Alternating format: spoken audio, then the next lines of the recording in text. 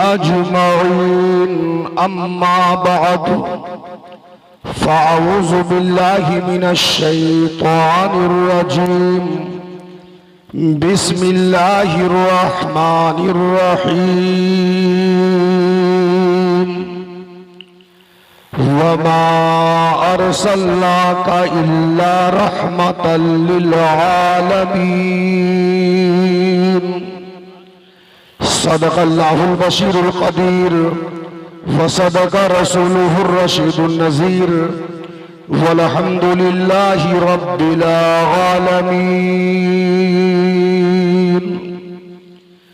لائق صد احترام ممبر رسول پر رونق افروز علماء اہل سنت قابل قدر سامعین حضرات، آئیں ہم اور آپ انتہائی ادب و احترام کے ساتھ اپنے اور ساری کائنات کی مرکز عقیدت حضور رحمت للعالمین شفیع المذنبین رسول گرامی وقار محبوب پروردگار دونوں عالم کے مالک و مختار حضور محمد الرسول اللہ صلی اللہ تعالی علیہ وسلم کی مقدس بارگاہ میں درود شریف کا نذرانہ پیش فرمائے اور بلند آواز سے پڑھیے.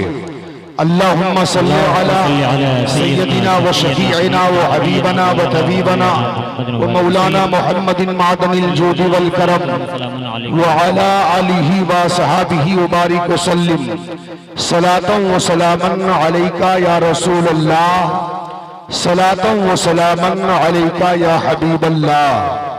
حصول نجات کے لئے اور درود پاک پڑھ لیجئے. اللہم صلی علی سیدنا و شفیعنا و حبیبنا و طبیبنا و مولانا محمد معدن الجود والکرم و علی آلہ و اصحابہ و بارک وسلم صلاة و سلاما علیکہ یا رسول اللہ صلاة و سلاما علیکہ یا حبیب اللہ.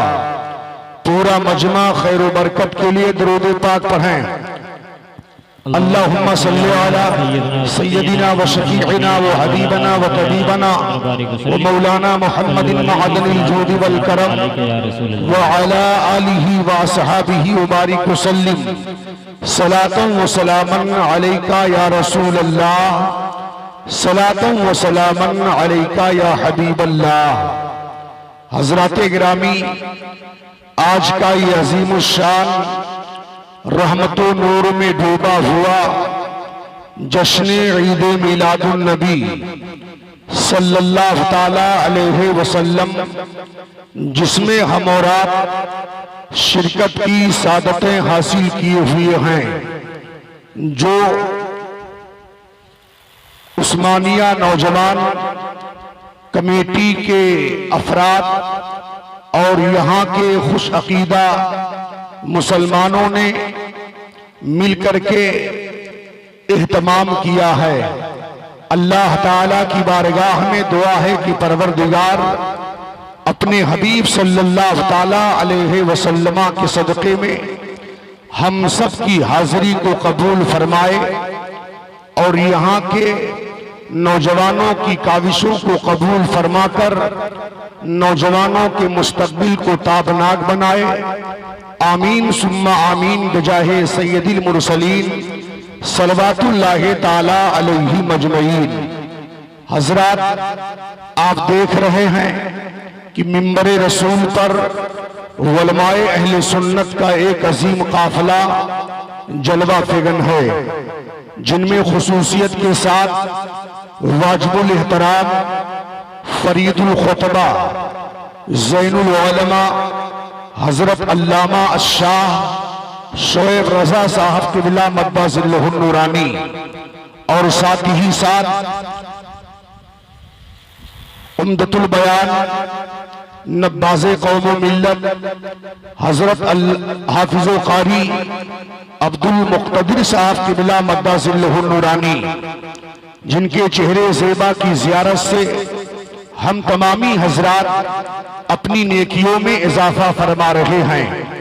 اللہ تعالیٰ کی بارگاہ میں دعا ہے کہ پروردگار اپنے حبیب کے صدقے میں علماء اہل سنت کو صحت و تندرستی کے ساتھ عمر طویل عطا فرمائے اور ان کے فیوزات علمیہ سے ہم غربائے اہل سنت کو مالا مال فرمائے، آمین ثم آمین بجاہ سید المرسلین۔ حضرات، آپ دیکھ رہے ہیں نقیب ہندوستان فرید النقبہ برادر مکرم حضرت علامہ غلام غوث ساقی صاحب قبلہ جو سر شام سے لے کر اب تک آپ تمامی حضرات کو بیدار کر رہے ہیں اور آپ تمامی حضرات کے اندر ایمانی حرارت پیدا کر کے اور آپ تمامی حضرات کو اب تک بیدار رکھے ہوئے ہیں، یہ ان کی کاوشوں کا نتیجہ ہے۔ بہرحال اللہ تعالیٰ اپنے حبیب کے صدقے میں ہم سب کی حاضری کو قبول فرمائیں۔ آئیے سب سے پہلے مولا الہمام امام اہل سنہ مجدد الشریعت العاطرہ مؤید ملت طاہرہ آیتم من آیات اللہ معجزتم من معجزات رسول اللہ شیخ الاسلام المسلمین حجت اللہ فی الارضین امام احمد رضا خان علیہ رحمت و رضوان کے کلام سے بیان کا آغاز ہو۔ اعلیٰ حضرت عظیم البرکت علیہ رحمت و رضوان اپنے آقا کی یاد میں مہ ہو کر عرض گزار ہوتے ہیں۔ زمین و زمان تمہارے لیے مکین و مکان تمہارے لیے تمہارے لیے زمین و زمان تمہارے لیے مکین و مکان تمہارے لیے چنین و چنا تمہارے لیے بنے دو جہاں تمہارے لیے تمہارے لیے اور بہن میں زیادہ تمہارے لیے بدن میں ہے جان تمہارے لیے یا رسول اللہ دہن میں زیادہ تمہارے لیے بدن میں ہے جان تمہارے لیے ہمارے یہاں تمہارے لیے اٹھے بھی وہاں تمہارے لیے تمہارے لیے زمین و زمان تمہارے لیے مکین و مکان تمہارے لیے کیا بات اور صدا وہ چلے کہ باغوں پھلے کہ پھولوں کھلے کہ دن پھلے صدا وہ چلے کہ باغوں پھلے کہ پھولوں کھلے کہ دن ہو پھلے صدا وہ چلے کہ باغوں پھلے کہ پھولوں کھلے کہ دن ہو پھلے اور لوا کے تلے ثنا میں کھولے رضا کی زبان تمہارے لیے تمہارے لیے ہمارے یہاں تمہارے لیے اٹھے بھی وہاں تمہارے لیے درود پاک اللہ اللهم صل على سيدنا وشفيعنا وحبيبنا وطبيبنا ومولانا محمد معدن الجود والكرم وعلى آله وصحابه وبارك وسلم صلاة وسلاما عليك يا رسول الله صلاة وسلاما عليك يا نبي الله من علينا ربنا إذ بعث محمدا أيده بأيده أيدنا بأحمدا أرسله مبشرا أرسله ممجدا صلوا عليه دائما صلوا عليه سرمدا ہزار بار بسویم دہن ز مشکو گلاب حلوز نامے تو گفتن کمال بے ادبیست حضرات رب تعالیٰ قرآن مقدس میں ارشاد فرماتا ہے وَمَا أَرْسَلْنَاكَ إِلَّا رَحْمَةً لِلْعَالَمِينَ اے میرے محبوب ہم نے آپ کو ساری کائنات کے لیے رحمت بنا کر کے بھیجا حضرات اس آیت کریمہ کے تناظر میں علماء تفاسیر فرماتے ہیں کہ ساری کائنات محتاج ہے اور آقا کریم صلی اللہ تعالی علیہ وسلم محتاج الیہ ہیں اور رب کا یہ قانون ہے جو محتاج الیہ ہوتا ہے اللہ تعالیٰ اسے پہلے پیدا فرماتا ہے اور محتاج کو بعد میں پیدا فرماتا ہے جیسے ہم زمین کے محتاج تھے تو اللہ نے زمین پہلے بنائی اور ہمیں بعد میں بنایا ہم ہوا کے محتاج تھے تو اللہ نے ہوا پہلے بنائی اور ہمیں بعد میں بنایا ہم پانی کے محتاج تھے تو اللہ نے پانی کو پہلے پیدا کیا اور ہمیں بعد میں بنایا ہم روشنی کے محتاج تھے تو اللہ تعالیٰ نے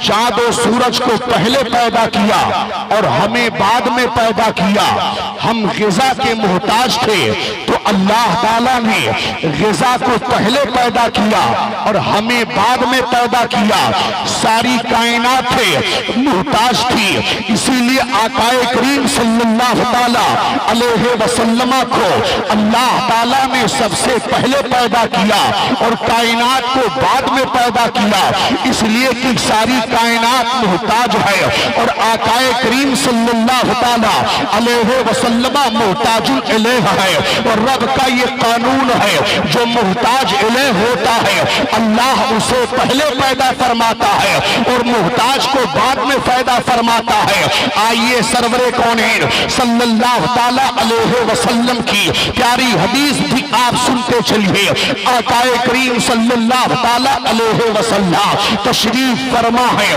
صحابہ بیٹھے ہوئے ہیں آقا کریم صلی اللہ تعالیٰ علیہ وسلم کے روح والضحا کی زیارت ہے صحابہ فرما رہے ہیں اتنے میں ایک صحابی جن کا نام ہے جابر ابن عبداللہ رضی اللہ تعالیٰ عنہ ہے یہ کھڑے ہو کر کے نبی کی بارگاہ میں عرض کرتے ہیں یا رسول اللہ صلی اللہ تعالیٰ علیہ وسلم اے میرے آقا کائنات میں اللہ تعالیٰ نے سب سے پہلے کس چیز کو پیدا کیا ہے یہیں پر ایک بات اور بتا دوں کیا ہے یہ حضرت جابر ابن عبداللہ ہیں جب ان کے ذہنی سطح پہ سوال ابھر کر کے آیا ہے تو نبی کی بارگاہ میں آ رہے ہیں جواب حاصل کرنے کے لیے مسئلہ حل کرنے کے لیے نبی کی بارگاہ میں آ رہے ہیں یہیں سے پتا چلا یہ حضرت جابر ابن عبداللہ تھا یہ عقیدہ تھا یہ رحمت للعالمین کی بارگاہ ہے یہ مزمل و مدثر کی بارگاہ ہے یہ طٰہٰ یاسین کی بارگاہ ہے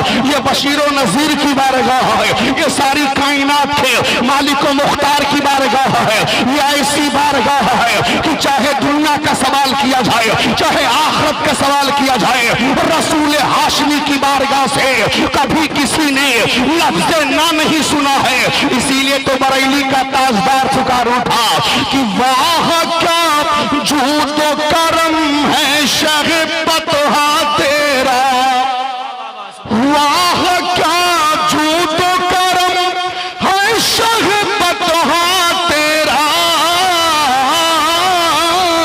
اور نہیں سنتا ہی نہیں مانگنے والا تیرا اللہ اکبر حضرت جابر ابن عبداللہ آقا کریم صلی اللہ تعالی علیہ وسلم کی مقدس بارگاہ میں عرض کرتے ہیں یا رسول اللہ صلی اللہ تعالی علیہ وسلم، کائنات میں سب سے پہلے اللہ تعالیٰ نے کس چیز کو پیدا کی ہے تو آقا کریم صلی اللہ تعالی علیہ وسلم ارشاد فرماتے ہیں یا جابر ان اللہ قد خلق قبل الاشیاء نورا نبی کا من نورہی۔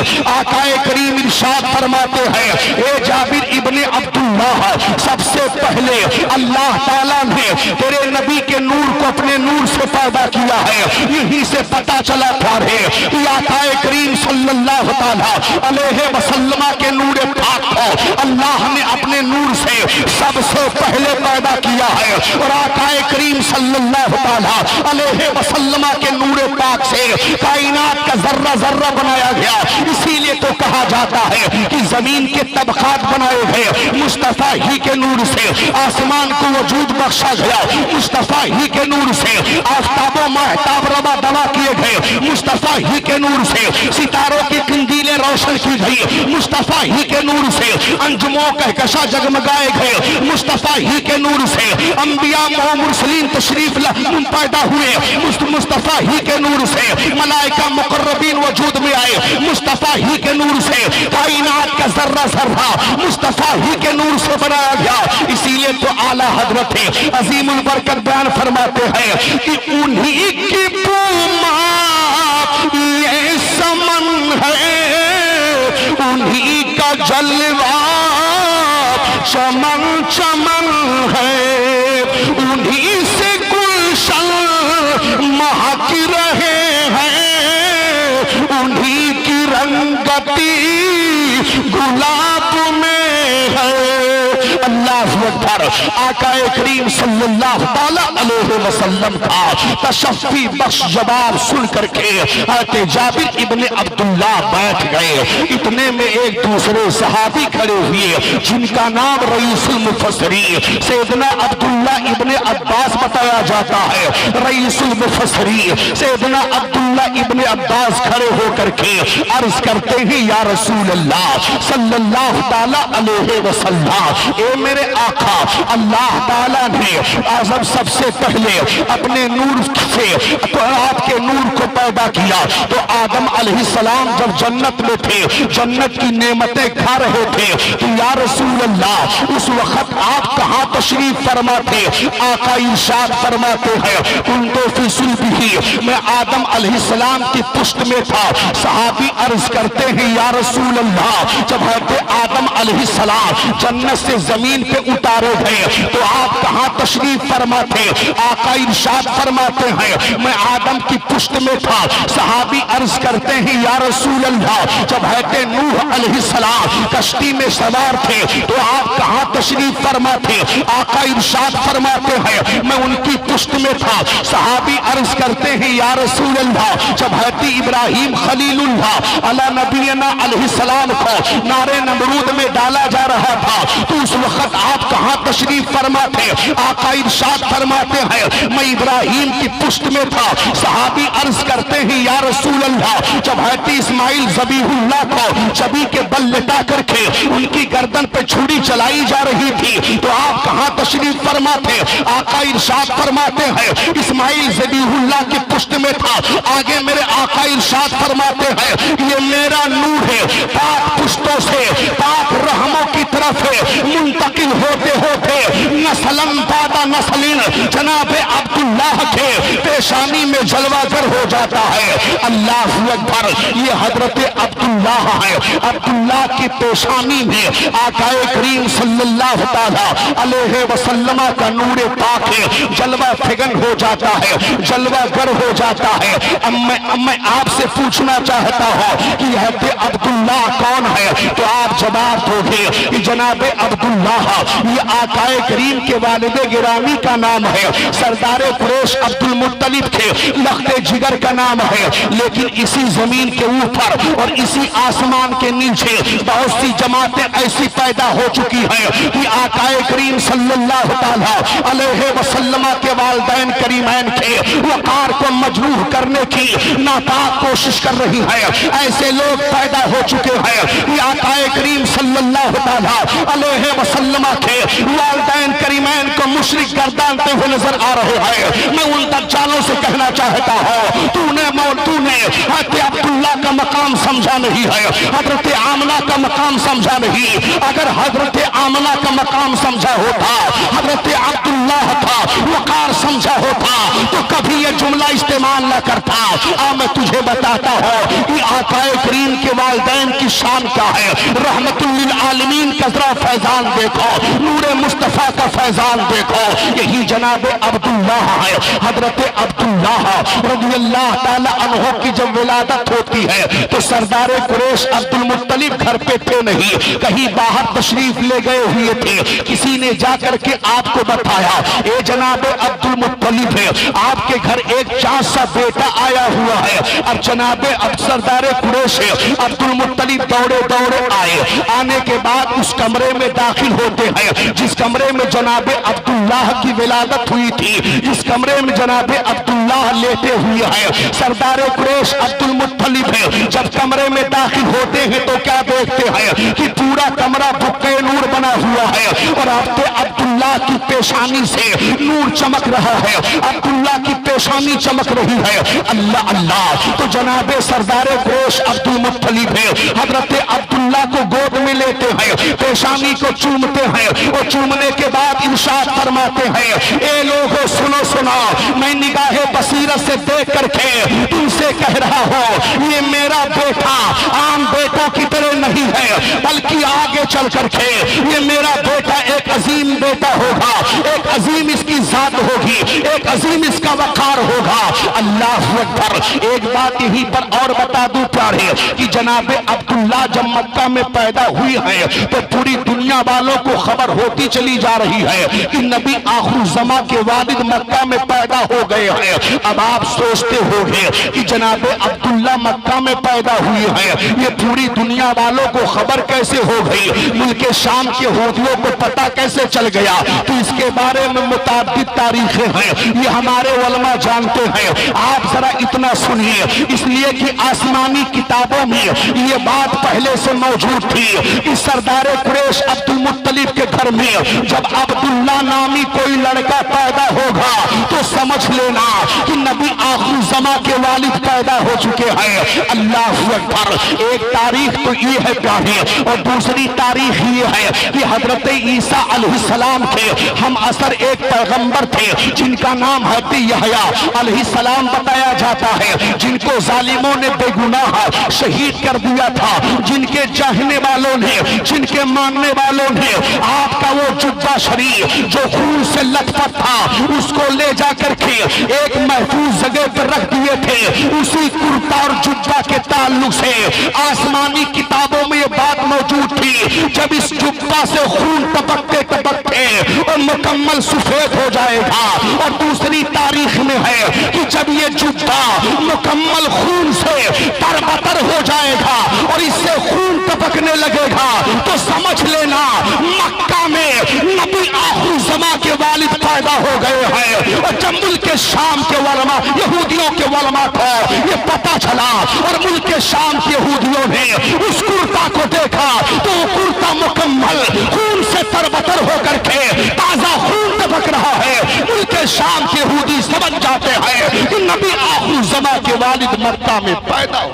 سبحان اللہ سبحان اللہ، نعرہ تکبیر، نعرہ رسالت، علماء اہل سنت، جشن عید میلاد النبی، نعرہ تکبیر، نعرہ رسالت۔ بہت خوب، سبحان اللہ سبحان اللہ۔ بات سمجھ میں آ رہی کہ نہیں آ رہی ہے؟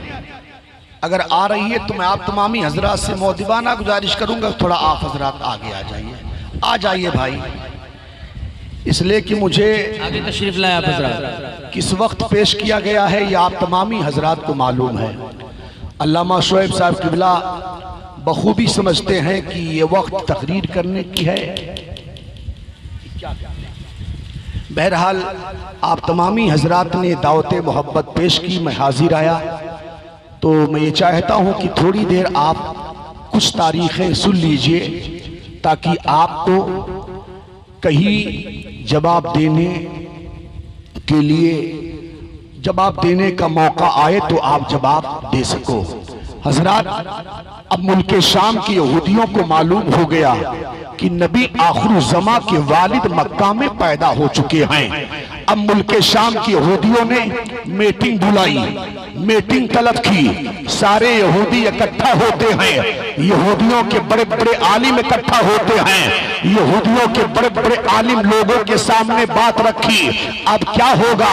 نبی آخر الزماں کے والد مکہ میں پیدا ہو چکے ہیں اور نبی آخر الزماں صلی اللہ تعالی علیہ وسلم جب دنیا میں تشریف لائیں گے تو نبوت بنی اسرائیل سے نکل کر کے بنی اسماعیل میں چلی جائے گی. ہماری سیادت کا خاتمہ ہو جائے گا، ہماری شان و شوکت ختم ہو جائے گی، ہمارا روب و دبدبہ ختم ہو جائے گا، ہمارا وقار مجروح ہو جائے گا.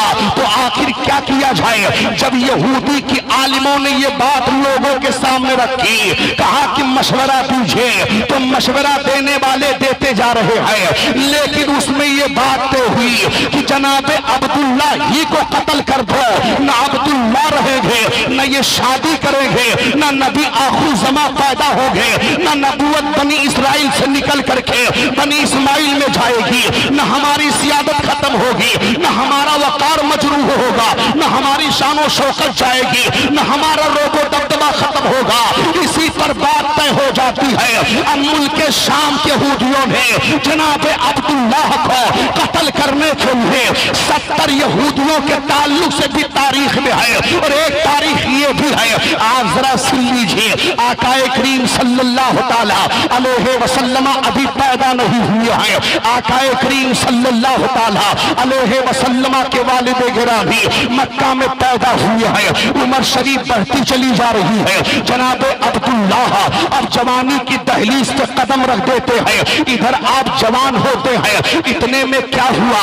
ادھر ملک شام کا ایک بہادر نوجوان اور 10,000 انعام کے لالچ میں مکہ سے چلا اور ملک شام سے چلا مکہ پہنچا. آج جس جگہ پر مسجد عمرہ بنی ہوئی ہے اسی میدان میں آ کر کے ٹھہرا اور ٹھہر کر کے موقع تلاش کر رہا تھا جناب عبداللہ کا پتہ مل جائے، عبداللہ کے بارے میں معلوم کیا جائے. ابھی سوچ ہی رہا تھا، ادھر جناب عبداللہ رضی اللہ تعالی عنہ سیر و تفریح کرتے کرتے اسی میدان میں آ جاتے ہیں. اور جب میدان میں آتے ہیں تو کیا دیکھتے ہیں؟ میدان میں ایک نوجوان کھڑا ہوا ہے جس کے چہرے پہ گرد و غبار پڑے ہوئے ہیں اور بال بکھرے ہوئے ہیں. نوجوان کے قریب آپ جاتے ہیں اور بڑے محبت انداز میں اور بڑے پیارے انداز میں فرماتے ہیں، بھائی جان آپ کہاں کے رہنے والے ہو؟ آپ کا کیا نام ہے؟ ایسا آپ مسافر معلوم ہوتے ہو. اللہ اکبر. آپ پیارے انداز میں سوال کرتے ہیں تو اس نوجوان نے کہا میں ملک شام کا رہنے والا ہوں. کہا آخر یہاں کس لیے آئے ہو؟ کہا عبداللہ ابن عبد المطلب سے ملنے آیا ہو.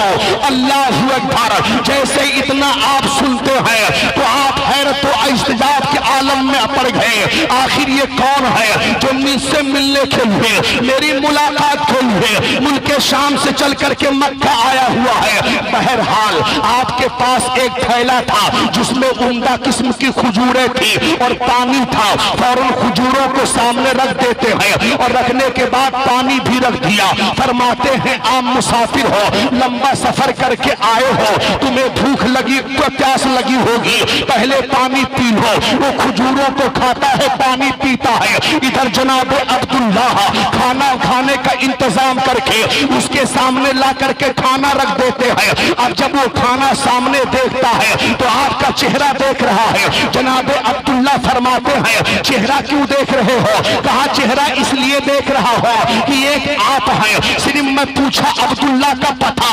آپ مہمان نوازی کرتے جا رہے ہیں، آپ ضیافت کرتے جا رہے ہیں. میں پیاسا تھا، آپ نے پانی پیلا ہے. میں بھوکا تھا، کھانے کا آپ نے انتظام کر دیا. جناب عبداللہ کا پتہ آپ نہیں بتا رہے ہو، آپ میری ضیافت کرتے جا رہے ہو۔ دوسرے ہفتے عبداللہ کہتے ہیں تم اطمینان سے کھانا کھا لو، تمہاری ملاقات جناب عبداللہ سے ہو جائے گی۔ اللہ اکبر۔ اب وہ اطمینان سے کھانا کھاتا ہے، اطمینان سے کھانا کھانے کے بعد جب کھانے سے فارغ ہوا کہا کہ مجھے عبداللہ کا پتہ بتا دو۔ اللہ اکبر۔ تو جناب عبداللہ فرماتے ہیں اچھا ایک بات بتا، ملک شام سے تو آیا ہے عبداللہ سے ملنے کے لیے، آخر ملنے کا مقصد کیا ہے، ملنے کا غرض کیا ہے، آخر کس بنیاد پر جناب عبداللہ سے تو ملنا چاہتا ہے؟ تو اس نے کہا آپ ہمارے محسن ہیں، میں بھوکا تھا آپ نے کھانا کھلایا، میں پیاسا تھا آپ نے پانی پلایا، آپ نے میری عزت کی ہے، میں راز کو راز نہیں رہنے دوں گا، میں راز کو فاش کر رہا ہوں۔ میں عبداللہ سے ملنے کے لیے ملک شام سے اس لیے آیا ہوں کہ ملک شام کا ایک نجوم ہی 10,000 انعام رکھا ہے، جو عبداللہ کا سر قلم کر کے لائے گا اسے 10,000 انعام دیا جائے گا۔ اسی انعام کے لالچ میں میں ملک شام سے چل کر کے اور یہاں مکہ آیا ہوں، عبداللہ کا سر قلم کرنا مجھے ہے، اتنا سننا تھا۔ جناب عبداللہ فرماتے ہیں تو بھائی دیر کس بات کی، اٹھا تلوار اور مار میری گردن، اس لیے کہ میں ہی عبداللہ ابن عبد المطلب ہوں۔ اللہ اکبر۔ وہ شرمسار ہو جاتا ہے، کہتا ہے آپ مذاق نہ کیجیے، آپ تو ہمارے محسن ہیں، میں پیاسا تھا آپ نے پانی پلایا، میں بھوکا تھا آپ نے کھانا کھلایا، آخر آپ کو میں کیسے قتل کر دوں؟ عبداللہ فرماتے ہیں تلوار اٹھاؤ اور کاٹ دو میری مار، اتار دو میری گردن، اس لیے کہ تمہیں عبداللہ ابن عبد المطلب کی تلاش ہے اور میں ہی عبداللہ ابن عبد المطلب ہوں۔ اٹھاؤ تلوار مارو میری گردن اور لے جاؤ 10,000 انعام حاصل کر لو۔ اللہ اکبر۔ وہ اس کے آنکھوں سے آنسو جاری ہو گئے اور قدموں کی طرف جھکا اور جھکنے کے بعد کہتا ہے اے جناب عبداللہ، اور میں آپ کی غلامی کو اپنے لیے ذریعے نجات سمجھتا ہوں اور یہودیوں پہ لعنت بھیجتا ہوں اور ان کے دھرم پہ لعنت بھیجتا ہوں، ان کی دولت پہ لعنت بھیجتا ہوں، یہیں پر مجھے کہہ لینے دیا جائے ملک شام سے وہ بہادر آیا تھا نبی کا نور بجھانے کے لیے، نبی کا نور بجھانے کے لیے، مگر خدا کی قسم وہ نور محمدی کا اسیر ہو جاتا ہے۔ اسی لیے کہا جاتا ہے نور خدا ہے کفر کی حرکت پہ ٹھنڈا سا، بھوکوں سے یہ چرا بجھایا نہ جائے گا، اور مدعی لاکھ برا چاہے تو کیا ہوتا ہے وہی ہوتا ہے جو منظور خدا۔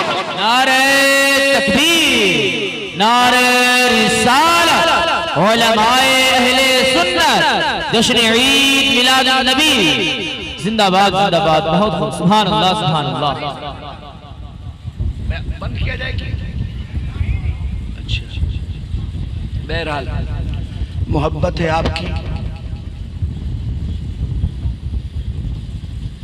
جناب عبداللہ رضی اللہ تعالی عنہ کے سامنے رو رہا ہے، آنکھوں سے آنسو کے قطرات گر رہے ہیں اور کہتا ہے اے جناب عبداللہ، آپ کی غلامی میرے لیے ذریعے نجات ہے اور میں یہودیوں کی دولتوں پہ لعنت بھیجتا ہوں، نور خدا ہے کفر کی حرکت پہ کھنڈا سر، پھوکوں سے یہ چراغ بجھایا نہ جائے گا۔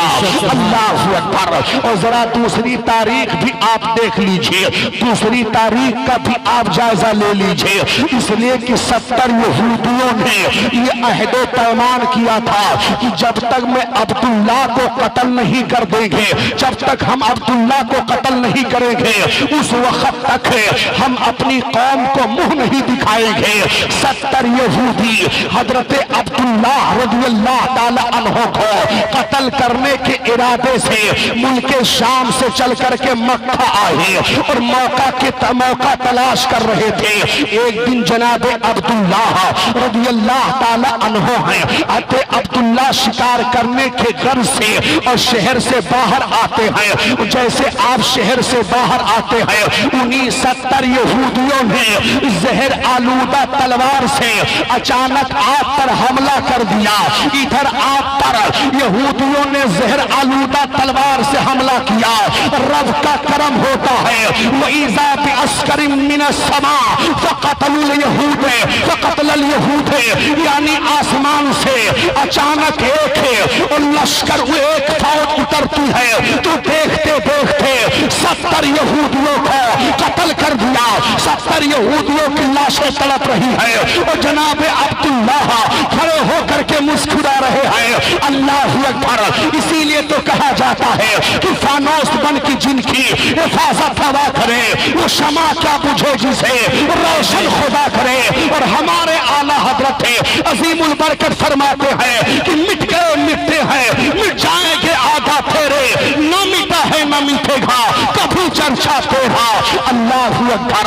جناب عبداللہ کھڑے ہیں. یہ کرامت دور سے عبد مناف کے بیٹے حضرت وہب دیکھ رہے تھے. اس کرامت کو دیکھنے کے بعد میں انہوں نے مکمل ارادہ کر لیا کہ ہم اپنی بیٹی آمنہ خاتون کو عبداللہ کی نکاح میں دے دیں گے. فوراً گھر آتے ہیں اپنی بی بی برہ سے کہتے ہیں اے بی بی برہ خاندان قریش میں حضرت عبداللہ سے زیادہ کوئی حسین و جمیل نہیں ہے. حضرت عبداللہ سے زیادہ کوئی خوبصورت نہیں ہے. اے میری بیوی اس طرح کی کرامت ہے اس طرح کی کرامت ان سے صادر ہوئی ہے اور تم جاؤ اور جا کر کے اور حد سردار قریش عبد المطلب سے کہہ دو کہ اپنی اور سجا کر کے کہہ دو کہ میری بیٹی آمنہ خاتون کو اپنے بیٹے عبداللہ کے لیے قبول کر لے. اللہ اکبر. اب حضرت وہاں جب اپنی بیوی کو بھیجتے ہیں تو جناب برہ وہاں سے چلتی ہے اور چل کر کے سردار قریش عبد المطلب کے پاس آنے کے بعد کہتی ہیں اے سردار قریش عبد المطلب میری بیٹی آمنہ کے لیے میری بیٹی آمنہ کو آپ اپنے بیٹے کے لیے قبول کر لو. رشتہ منظور ہو جاتا ہے. جب رشتہ منظور ہو گیا تو جناب عبداللہ رضی اللہ تعالی عنہ کی نکاح میں آمنہ خاتون آ جاتی ہے. اللہ اللہ. اب آمنہ خاتون کی شادی ہو گئی ہے. ابھی آقا کریم صلی اللہ تعالی علیہ وسلم کا نور پاک ہے پیشانی عبداللہ میں ہے. یہ جناب عبداللہ ہے نبی کا نور آپ کی پیشانی میں ہے. جناب عبداللہ فرماتے ہیں کہ جب میں بطحہ مکہ سے اور کوہ صبیر پہ چڑھتا تو میری پشت سے ایک نور نکل کر کے تو حصے میں بڑھ جاتا. ایک حصہ مشرق میں اور ایک دوسرا حصہ مغرب میں پھیل جاتا. آقا کریم صلی اللہ تعالی علیہ وسلم کے والد گرامی عبداللہ فرماتے ہیں کہ وہ بادل کی صورت میں میرے سر پہ سایہ کیے رہتا تھا. پھر آسمان کا دروازہ کھل جاتا. وہ نور آسمان پہ چڑھتا. تھوڑی دیر کے بعد لوٹ کر کے میری پشت میں مل جاتا. جناب عبداللہ کہتے ہیں کہ جب میں کسی زمین پہ بیٹھتا تو زمین سے آواز آتی تھی السلام السلام. اب زمین سے آواز آتی تھی اے عبداللہ تمہارے پشت میں جس نبی کا نور ہے اس نبی کو سلام ہو اور تم پر بھی سلام ہو. اے مسلمانوں ذرا دیکھو ابھی آقا کریم صلی اللہ تعالی علیہ وسلم پیدا نہیں ہوئی ہے. نبی کا نور پیشانی عبداللہ میں ہے. نبی پہ جانور سلام پیش کر رہے ہیں. زمین نبی پہ سلام پیش کر رہی ہے. درخت نبی پہ سلام پیش کر رہے ہیں. جناب عبداللہ کہتے ہیں کہ جب لات عزا اور دوسرے بتوں کے قریب سے گزرتا تو بت چیخنا شروع کر دیتے اور کہتے ہم سے دور ہو جا اس لیے کہ تیرے اندر ایسی چیز ہے جس کے ہاتھوں سے ہماری اور تمام دنیا کے بتوں کی ہلاکت ہوگی. اے مسلمانوں ذرا دیکھو یہ جناب عبداللہ ہے. حضرت عبداللہ رضی اللہ تعالی عنہ کا اور نانہوں کے نکاح میں آمنہ خاتون آ جاتی ہے. آمنہ خاتون آ گئی لیکن ابھی پیشانی عبداللہ میں نور محمدی جلوہ گر ہے. وقت گزرتا چلا جا رہا ہے. رجب کا مہینہ ہے, شب جمعہ ہے. آقا کریم صلی اللہ علیہ وسلم کا نور پاک ہے. اب پیشانی عبداللہ سے منتقل ہو کر کے شکم آمنہ میں مستقر ہو جاتا ہے, شکم آمنہ میں قرار پاتا ہے. اے مسلمانوں ذرا دیکھو, یہ رجب کا مہینہ ہے اور شب جمعہ ہے. اسی لیے تو ہمارے علماء بیان فرماتے ہیں کہ شب لیلۃ القدر سے کہیں زیادہ افضل اور شب جمعہ ہے, اس لیے کہ لیلۃ القدر میں قرآن مقدس کا نازل, قرآن مقدس سے نازل ہوا ہے اور صاحب قرآن شب جمعہ میں صاحب قرآن کا نور ہے. شب جمعہ میں باپ کے پیشانی سے منتقل ہو کر کے ماں کے شکم اقدس میں قرار پایا ہے. اللہ اکبر. اس کے بارے میں ہمارے علماء کا یہی قول ہے. بہرحال ائمہ کرام کا یہ الگ الگ بیان ہے. اتنا آپ سنیے, حضرت آمنہ بیعت آمنہ فرماتی ہے کہ جب محمد رسول اللہ صلی اللہ تعالی علیہ وسلم میرے پاس تشریف لائے تو مجھے اپنے بدن سے, مجھے اپنے جسم سے بھینی بھینی خوشبو آیا کرتی تھی. آمنہ خاتون بیان فرماتی ہے کہ جب محمد رسول اللہ صلی اللہ تعالی علیہ وسلم میرے شکم میں جلوہ گر ہوئے ہیں تو ہمارے اندر تبدیلیاں آ گئی ہے, عجائبات نظر آنے لگے. اللہ اکبر. ایک تاریخ یہ بھی ہے کہ جب اللہ تعالی جب ہے آقا کریم صلی اللہ تعالی علیہ وسلم کا نور پاک ہے پیشانی عبداللہ سے منتقل ہو کر کے شکم آمنہ میں قرار پایا تو اس دن کیا ہوا کہ قریش, خاندان قریش کے جتنے جانور تھے سب بولنے لگ جاتے ہیں. اور بولتے کیا ہے؟ رب کعبہ کی قسم, نبی آخر زمان صلی اللہ تعالی علیہ وسلم اپنی ماں کی شکم میں جلوہ گر ہو چکے ہیں. ایک جانور دوسرے جانور کو بشارت دے رہا ہے, خوشخبری سنا رہا ہے اور آقا کریم جلوہ گر اپنی ماں کی شکم میں ہو چکے ہیں. آمنہ خاتون رضی اللہ تعالی عنہا بیان فرماتی ہے کہ آقا کریم صلی اللہ تعالی علیہ وسلم جب میرے شکم میں تشریف لائے تو ہمارے اندر بڑی تبدیلیاں آ گئی. پہلے جب میں نکلتی تھی سہیلیوں کے ساتھ میں تو دھوپ میں تل چلتی تھی, دھوپ کی تمازت سے پریشان ہو جایا کرتی تھی. لیکن جب نبی میرے شکم میں آ گئے ہیں تو میں جب میں دھوپ میں چلتی ہوں تو بادل ہمارے سر پہ سایہ کیے رہتا ہے, اور جب میں پہاڑوں پہ چلتی ہوں تو جن پہاڑوں کے نوکیلوں سے پیر ہمارے زخمی ہو جاتے تھے, میں جب محمد میرے شکم میں آئے ہیں جس پتھر پہ قدم رکھتی ہوں وہ پتھر موم کی طرح پگھل جاتا ہے. آمنہ خاتون فرماتی ہے کہ درخت کے قریب جاتی ہوں تو درخت جھک کر کے مجھ سے سلام کرتا ہے. اللہ اکبر. آمنہ خاتون بیان آمنہ خاتون فرماتی ہے ایک دن اپنی سہیلیوں کے ساتھ میں پانی بھرنے کے لیے اور جب میں کنویں پہ جا رہی تھی ہماری ساری سہیلیاں دھوپ کی تمازت میں چل رہی ہے اور میرے سر پہ بادل سایہ کیے ہوئے ہیں, اور جب میں کنویں کے قریب پہنچی ہماری ساری سہیلیاں اور الگ الگ ایک ایک کر کے رسی اور ڈول سے پانی نکال رہی ہے, اور جب میرا نمبر آتا ہے میں بھی رسی لی اور ڈول لے کر کے کنویں کے قریب پہنچی تو کیا دیکھتی ہو کہ کنویں کے اندر ایک ابال آتا ہے اور پانی میرے قدم میں آ جاتا ہے. آمنہ خاتون محو حیرت ہے کہ درخت کے قریب جاتی ہو تو درخت جھک کے سلام کرتا ہے, پتھر پہ قدم رکھتی ہو تو پتھر موم کی طرح پگھل جاتا ہے, جانور کے قریب جاتی ہو تو جانور جھک کر کے سلام کرتے ہیں, پانی کے قریب آتی ہو تو پانی میرے قدموں میں آ جاتا ہے. آخر یہ معاملہ کیا ہے؟ ابھی یہ سوچ ہی رہی تھی اتنے میں ذرے ذرے سے آواز آئی, آمنہ پریشان نہ ہو, آمنہ تمہیں حیرت نہیں کرنی چاہیے اس لیے کہ کائنات کے ذرہ ذرہ جو تمہارا مطیع فرما بردار ہے, اس لیے کہ ساری کائنات کے مالک و مختار تمہارے شکم میں جلوہ گر ہے. اللہ اکبر. یہ آمنہ خاتون رضی اللہ تعالی عنہا کا بیان ہے. آمنہ خاتون رضی اللہ تعالی عنہا بیان فرماتی ہے کہ جب 6 مہینے اور جب 6واں مہینہ چل رہا ہے تو 6ویں مہینے میں پردے غیب سے آواز آتی ہے, آمنہ مبارک ہو تمہارے شکم میں تمہارے شکم میں جو بچہ پل رہا ہے اور اس کا نام آسمان میں احمد ہے، زمین میں اس کا نام محمد ہے۔ اللہ اکبر۔ آمنہ خاتون بیان فرماتی ہے کہ محمد الرسول اللہ صلی اللہ تعالی علیہ وسلم جب میرے شکم میں تشریف لائے ہیں تو ہمارا معاملہ کیا ہے؟ ذرا آمنہ خاتون کا مقام دیکھو۔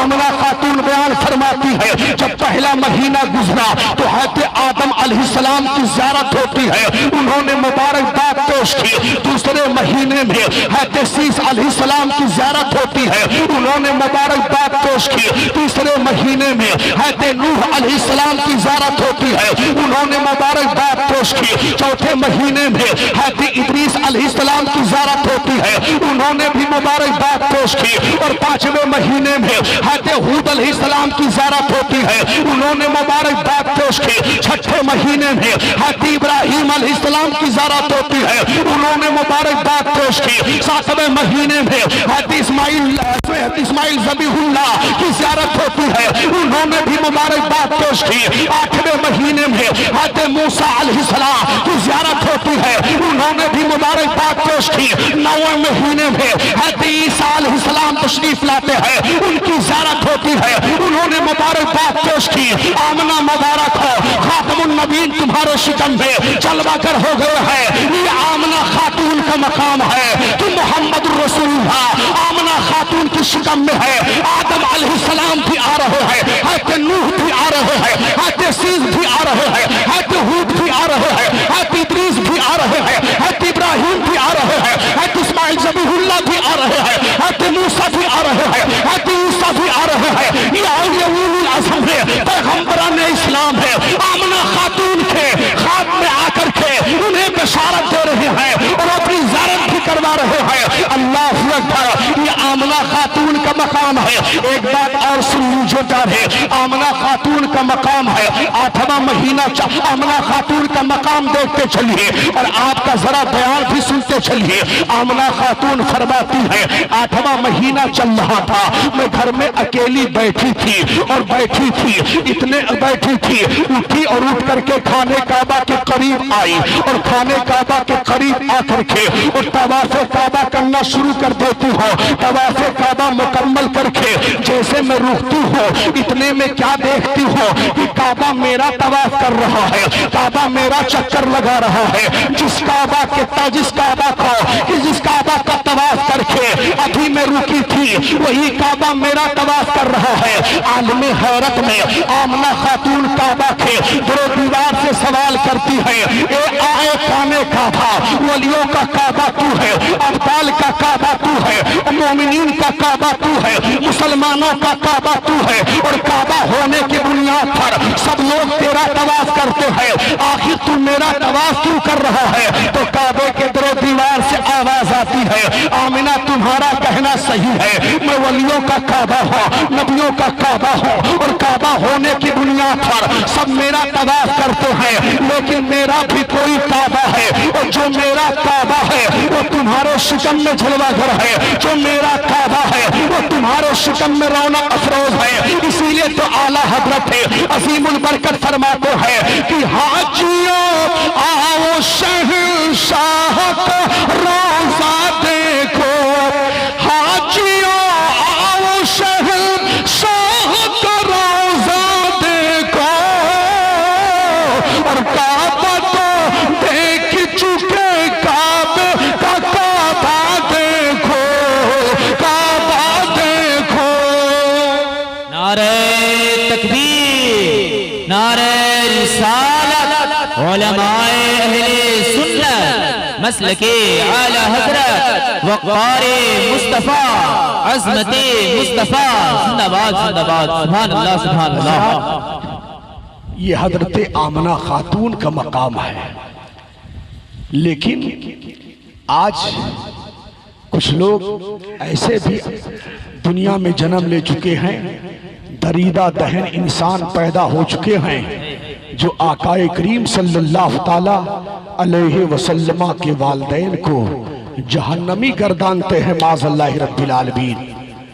لیکن میں آپ سے بتاؤں، علامہ جلال الدین سیوطی علیہ رحمہ آقائے کریم صلی اللہ تعالیٰ علیہ وسلم کے والدین کے جنتی ہونے پر ایک رسالہ لکھا، اور جب آپ نے ایک رسالہ لکھا تو کسی نے اعتراض کر دیا، تو آپ نے دوسرا رسالہ لکھا، اعتراض کیا گیا، آپ نے تیسرا رسالہ لکھا، اعتراض کیا گیا، آپ نے چوتھا رسالہ لکھا، اعتراض کیا گیا، یہاں تک کہ علامہ جلال الدین سیوطی علیہ رحمہ 10 رسالہ لکھتے ہیں، اور 10 رسالہ میں یہی ثابت کرتے ہیں کہ محمد رسول اللہ صلی اللہ تعالیٰ علیہ وسلم کے والدین جنتی ہیں، والدین جنتی ہیں۔ اور جب 10واں رسالہ علامہ جلال الدین سیوطی علیہ رحمہ تحریر فرماتے ہیں اور اپنا آخری فیصلہ دیتے ہیں کہ محمد رسول اللہ صلی اللہ تعالیٰ علیہ وسلم کے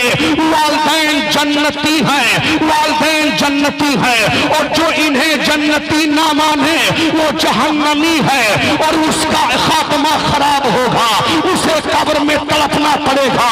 اور جو آقا کریم صلی اللہ تعالیٰ علیہ وسلم کے والدین کریمین کو جنتی مانے گا وہ جنتیوں میں سے ہو جائے گا۔ علامہ جلال الدین سیوطی علیہ رحمت و رضوان نے جب محمد رسول اللہ کے والدین کریمین کو جنتی ہونے پر آپ نے 10 رسالہ لکھا، اور 10 میں آپ نے یہ ثابت کیا کہ رسول اللہ کے والدین کریمین جنتی ہیں، جنتی ہیں، اور رسول گرامی وقار صلی اللہ تعالیٰ علیہ وسلم خوش ہو جاتے ہیں، رسول کا کرم ہوتا ہے۔ محمد رسول اللہ علامہ جلال الدین سیوطی علیہ رحمت الرضوان پر اس قدر خوش ہوتے ہیں کہ عالم بیداری نے جاگتے ہوئے 75 مرتبہ اپنے دیدار سے مشرف فرمایا۔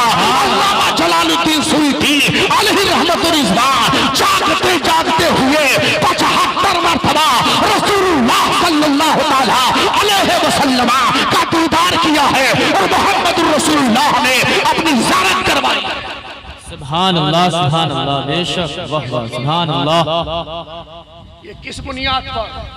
اس لیے کہ آقا کریم کے والدین سے بے شک، سبحان اللہ، آقا کریم صلی اللہ تعالیٰ علیہ وسلم سے محبت تھی، اور آپ کے والدین کریمین سے محبت تھی، اور علامہ جلال الدین سیوطی نے 10 رسالوں کو لکھ کر کے اعتراض پہ اعتراض کیا جا رہا ہے، مگر آپ 10 رسالہ لکھتے ہیں، اور 10 میں آپ نے یہی ثابت کیا ہے کہ رسول گرامی وقار صلی اللہ تعالیٰ علیہ وسلم کے والدین جنتی ہیں، جنتی ہیں، جنتی ہیں۔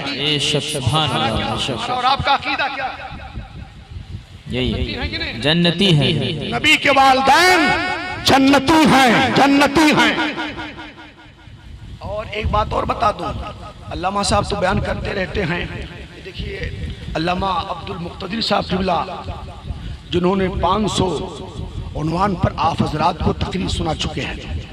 بہرحال آپ سنیے، حضرت یونس علیہ السلام جب جنت میں تشریف لے جا رہے ہیں تو اللہ کا حکم ہوتا ہے یونس مچھلی کو بھی لے کر کے اپنے ساتھ جنت میں چلے جاؤ۔ جس مچھلی کے پیٹ میں تمہارا قدم لگ گیا ہے، تمہارے قدم کے برکت سے میں اسے جنتی بنا دیا ہوں، تم مچھلی کو بھی اپنے ساتھ میں لے کر کے جنت میں چلے جاؤ۔ اب یہیں پر مجھے کہہ لینے دیا جائے، کہاں ہے وہ دجال جو آقا کریم صلی اللہ تعالیٰ علیہ وسلم کے والدین کریمین کو جہنمی گردانتا ہے؟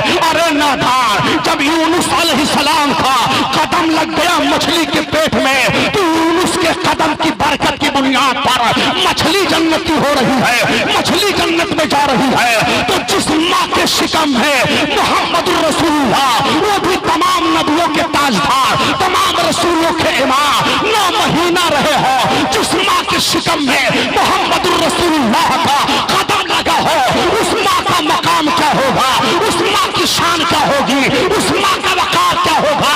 خدا کی قسم، اس ماں کا وقار اتنا بلند ہے کہ جنت بھی اس ماں پہ قربان ہے۔ سبحان اللہ، سبحان اللہ، بے شک۔ وہ آمنہ خاتون، ایک بات اور بتا دوں، اعلیٰ حضرت عظیم البرکت کی ایک تحقیق میں آپ بتائیے رسول اللہ صلی اللہ علیہ وسلم کی رضائی ماں کتنی؟ 2، ماشاءاللہ دو تھی نا، دو بہت مشہور ہے، لیکن اعلیٰ حضرت عظیم البرکت ایک کتاب میں اعلیٰ حضرت کی تحقیق پڑھا. اعلیٰ حضرت عظیم البرکت کا ذرا علم دیکھو. 1400 برس سے جتنی کتابیں تھیں ان میں سے بہت اکثر مطالعہ کرتے کرتے اعلیٰ حضرت عظیم البرکت نے تحقیق پیش کی کہ آقا کریم صلی اللہ تعالیٰ علیہ وسلم کی 14 رضائی مائیں تھیں. 14 رضائی مائیں، اور جن خوش نصیب ماؤں نے رسول اللہ کو دودھ پلایا ہے وہ ایمان کی دولت سے مالا مال ہو گئی اور صحابیہ کے منزل پر بھی فائز ہو گئی. اب یہی پر مجھے کہہ لینے دیا جائے کہ جس ماں نے رسول اللہ کو دودھ پلایا، جو رضائی ماں رسول اللہ کو دودھ پلائی، وہ ایمان کے دولت سے مالا مال ہو رہی ہے، وہ جنتی ہو رہی ہے، وہ صحابیہ کے مقام پہ فائز ہو رہی ہے. تو جو حقیقی ماں رسول اللہ کو دودھ پلائی ہو ان کا مقام کیا ہوگا؟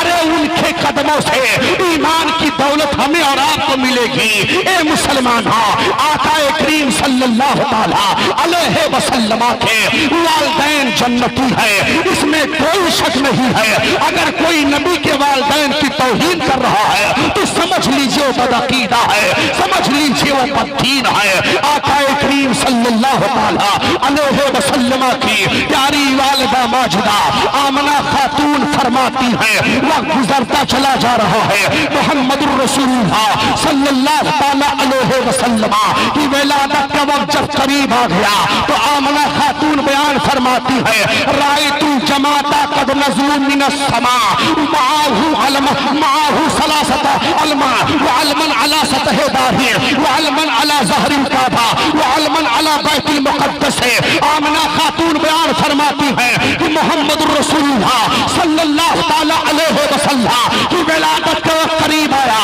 تو میں کیا دیکھتی ہوں؟ آسمان سے اور فرشتوں کی ایک جماعت اترتی ہے، ان کے ساتھ میں 3 جھنڈا ہے.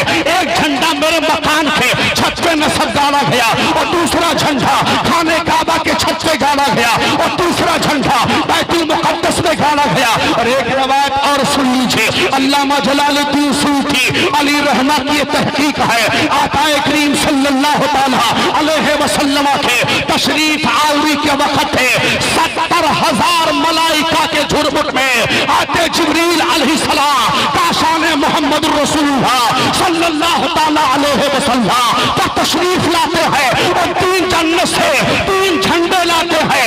ایک جھنڈا آمنہ کے مقام پر نصب کیا گیا اور ایک جھنڈا خانہ کعبہ کے چھت پہ نصب کیا گیا اور ایک جھنڈا مشرق مغرب میں جہاں سورج ڈوبتا ہے وہاں جا کر کے آتے جبریل علیہ السلام فرشتوں کے ساتھ گاڑتے ہیں اور لہراتے ہیں. اے مسلمانوں، پتہ چلا کہ نبی کی ولادت کے موقع پر جھنڈیوں کو لگانا، اپنے مکانوں پر جھنڈوں کو گاڑنا، یہ حضرت جبریل کی پیاری سنت ہے. بے شک. سبحان اللہ، سبحان اللہ. نعرہ تکبیر، نعرہ رسالت. علماء اہل سنت جشن عید میلاد النبی زندہ باد، زندہ باد. سبحان اللہ. بس اس لیے کہ ٹائم بہت ہو گیا ہے. آقا کریم صلی اللہ تعالی علیہ وسلم کی پیاری ماں آمنہ خاتون بیان فرماتی ہیں، ارشاد فرماتی ہیں کہ جب ولادت کا وقت بالکل قریب ہو گیا تو میرے پاس رب کی طرف سے محمد رسول اللہ کی خاطر میری خدمت کے لیے 4 جنتی عورتیں آتی ہیں. حضرت حوا کا بھی نام آیا ہے اور حضرت سائرہ کا بھی نام آیا ہے اور حضرت آسیہ بھی ہیں اور حضرت مریم بھی ہیں. یہ 5 عورتیں آمنہ خاتون رضی اللہ تعالی عنہا کی خدمت کے لیے آتی ہیں. رب تعالیٰ کے حکم سے اللہ تعالیٰ ان 5 عورتوں کو اپنے حبیب کے خاطر ہے اور اپنے حبیب کی پیاری ماں کی خدمت کے لیے اور بھیجتا ہے. اللہ اکبر. آمنہ خاتون فرماتی ہیں کہ جب اتنے میں میرے سامنے ایک سفید شربت کی طرح ایک چیز رکھا ہوا تھا، اور میں جب اسے پی لی، اللہ اکبر، آمنہ خاتون فرماتی ہے وقت گزرتا چلا جا رہا ہے، آقا کریم صلی اللہ علیہ وسلم کی ولادت کا وقت جب بالکل قریب آ گیا تو ایک آواز آتی ہے، آمنہ لیٹ جاؤ، آمنہ لیٹ جاؤ۔ آمنہ خاتون فرماتی ہے جب میں لیٹی تو آقا کریم صلی اللہ علیہ وسلم کی ولادت بسعادت ہوتی ہے۔ آقا کریم صلی اللہ علیہ وسلم دنیا میں تشریف لاتے ہیں جہاں تاریخ تھا، ظلمت کا تھا، سخت کالا تھا، کوئی پردے سے کیا نکلا کہ گھر گھر میں اجالا تھا۔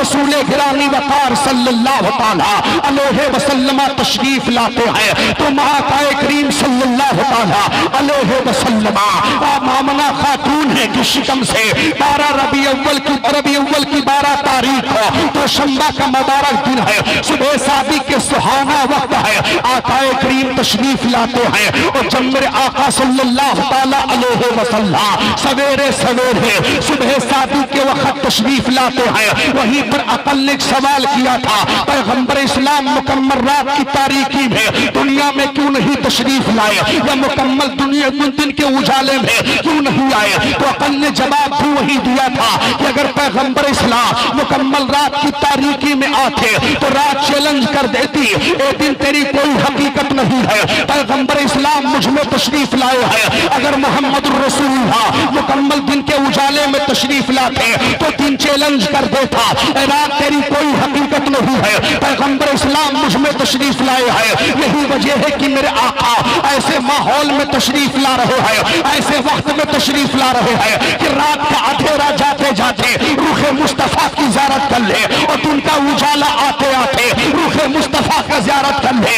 آقا کریم صلی اللہ علیہ وسلم صبح ایسے ماحول میں طلوع ازلال فرماتے ہیں، اور جب میرے آقا صلی اللہ علیہ وسلم مکہ میں طلوع ازلال فرماتے ہیں تو پورا مکہ مہک رہا ہے، مکہ کی گلیاں مہک رہی ہے، مکہ کی وادیاں مہک رہی ہے، مکہ کی پہاڑیاں مہک رہی ہے، مکہ کی گلیوں سے خوشبو آ رہی ہے، اور مکہ کی شاہراہیں مہک رہی ہے، ایک عجیب سما بتا ہوا ہے۔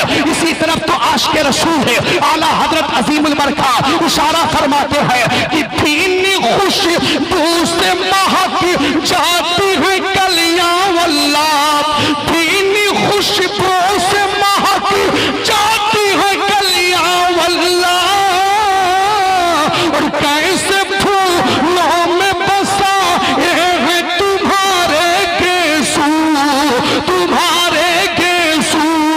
آقا کریم صلی اللہ علیہ وسلم مکہ میں طلوع ازلال فرماتے ہیں تو مکہ میں ایک انقلاب برپا ہے، مکہ کے ماحول میں تبدیلیاں نظر آ رہی ہے۔ سویرے سرداران مکہ اٹھ کر کے حرم کے آگے اکٹھا ہو کر کے آپس میں بدلے ہوئے حالات میں گفتگو کر رہے ہیں۔ کوئی کہہ رہا ہے آج پورا مکہ مہک رہا ہے، کوئی کہہ رہا ہے مکہ کے گلیوں سے خوشبو کیوں آ رہی ہے، کوئی کہہ رہا ہے آج سویرے میرا باپ بلا دوا ٹھیک ہو گیا ہے، تو کوئی کہہ رہا ہے آج جب میں سویرے اپنے بکریوں کا جائزہ لیا تو سوکھے ہوئے بکریوں کے تھن میں دودھ نکل رہا ہے، کوئی کہہ رہا ہے آج جب میں سویرے اپنے باغوں کا جائزہ لیا تو باغ میں جو درخت سوکھے تھے ہرے بھرے دکھائی دے رہے ہیں، کوئی کہہ رہا ہے کہ آج جب میں سویرے اپنے باغ و بغیچے کا جائزہ لیا تو بغیر موسم کے درخت میں پھل لگے دکھائی دے رہے ہیں۔ صحیح کہا تھا دیکل بلرام پوری نے کہ آج اللہ شم کے آئے دھرتی بھئی اجیاری، آج اللہ شم کے آئے دھرتی بھئی اجیاری، اور بن موسم کے پھل کے بگیا پھولوں سج گئی ڈالی جھومے خلد کے مست بہریا، چدر مانو لٹاویلا، چدر مانو لٹاویلا، اور سب نبیوں مل عید مناوے جھومے گلے سب نبیوں مل عید مناوے جھومے گلے لگاوے اور حوریں بڑھ کے تھال میں صدقہ مدین روپ اٹھاوے چھل کے رحمت بھری گگریا چادر مانو لٹاویلا چادر مانو لٹاویلا سبحان اللہ سبحان اللہ. اللہ تعالیٰ اپنے حبیب صلی اللہ تعالیٰ علیہ وسلم کے صدقے میں ہم سب کی حاضری کو قبول فرمائے.